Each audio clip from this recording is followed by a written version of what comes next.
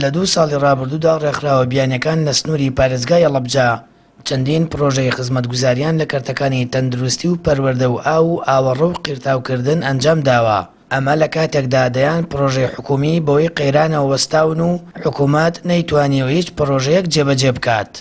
پارێزگاری هەڵەبجە دەڵێت لە 2 ساڵی ڕابردوودا لەلایەن ڕێکخراوەکانی UNDP و GIZ و شتنەبای یابانی بە بڕی 12 ملیۆن دۆلار دەیان پرۆژیان لە شارەکە جێبەجێ کردووە. لە هەموو جێگەیە کە سەفیر و قونسوڵەکان زوومێکی باشیان لەسەر هەڵەبجە بووە و سەردانی باشی هەڵەبجەیان کردووە و لە ڕێگەی ئەوانەوە ئێمە توانیمانە ڕێکخراوە کۆمەک بەخشەکانیش سەردانی هەڵەبجە بکەن. بۆ عیلاقاتی کە دروستمان کردو ئەتوانم بڵێم مەزەندە ئەکرێ بە 12 ملیۆن دۆلار لە 2 ساڵی ڕابردوو کە توانراوە لە بوارە جیاوازەکانە سێکتەرەکان کە پێشتر ئاماژەم پێ تەرخان بکرێ و کاری تیا بکرێ. پلانیشمان هەیە بۆ ئەوەی کە لە ساڵی 2018 بۆ ساڵی 2019 هەندێک لێتێگەیشتن و کۆبوونەوە و بەشداریکردنی شاندی هەڵەبجە لەو کۆبوونەوانە مشارەکەیان کردو بۆی کە بتوان بۆ ساڵی ئایندەش ئێمە چیمان پێویست بۆ لیان وەرگرتوین بیخەنە بواری جێبەجێ کرد.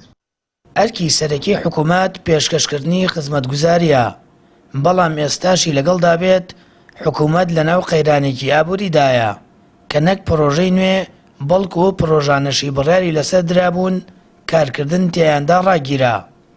بە پێی زانیاریەکانی شارەوانی هەڵەبجە 9 پرۆژەی استراتیجی گەورە بۆی قەیرانەوە وەستێنراوە و نەخراوەتە بواری جێبەجێکردنەوە.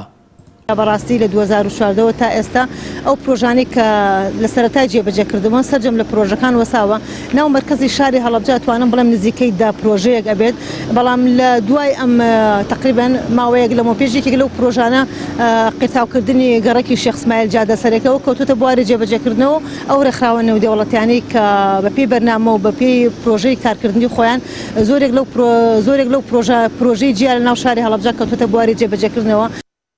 نوێترین ئەنگا و پرۆژەی ڕێکخراوی UNDP سەربەنەتەوە یەکگرتووەکان تەرخانکردنی 1.5 ملیۆن دۆلارە بۆ جێبەجێکردنی 4 پرۆژەی خزمەتگوزاری و قیرتاوکردنی بەشێک لە کۆڵان و شەقامەکانی هەڵەبجە. هاوکات بەهۆی ئەو بارە خراپە دارایی بەسەر حکوومەتی هەرێمدا هاتووە بەرپرسی یەکە ئیداریەکان پەنا بۆ ڕێکخراوە مرۆڤدۆستی و خێرخوازیەکان دەبن بۆ ئەوەی لە ڕێگەی ئەوانەوە شارەکەیان کەمێک بەرەو پێش ببەن و لە بری حکوومەت پرۆژەی خزمەتگوزاری ئەنجام دەدەن. سامان فەتاح، کەناڵی ئاسمانی پەیام، هەڵەبجە.